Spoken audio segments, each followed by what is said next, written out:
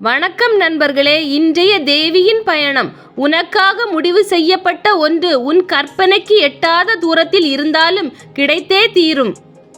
நண்பர்களே, வாழ்க்கையில் ஒரு உண்மை என்னென்னா, நமக்காக எழுதப்பட்டது நம்மக்கிட்டே வந்து சேர்ந்துடும். அது எவ்வளோ பெரிய விஷயமா இருந்தாலும். அதே மாதிரி நம்ம வாழ்க்கையில் ஏதாவது ஒரு விஷயத்துக்கு நிறைய முயற்சி பண்ணியும் நம்ம வாழ்க்கையில் அது கிடைக்காம போயிருக்கலாம்.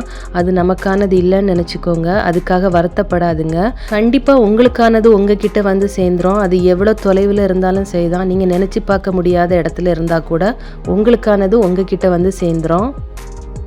தோல்வியை கண்டு அஞ்சினால் வெற்றியை தழுவ முடியாது. அச்சம் தவிர். நண்பர்களே, வாழ்க்கையில் எப்போவுமே தோல்விகளை கண்டு பயப்படாதுங்க. தோல்வி தான் நம்ம வாழ்க்கையில் பல வெற்றிகளை ஏற்படுத்தி தரும். தோல்விகளை கண்டு வாழ்க்கையில் நீங்கள் பயந்துட்டீங்கன்னா வெற்றிக்கான பாதை உங்களுக்கு கடினமாயிரும்.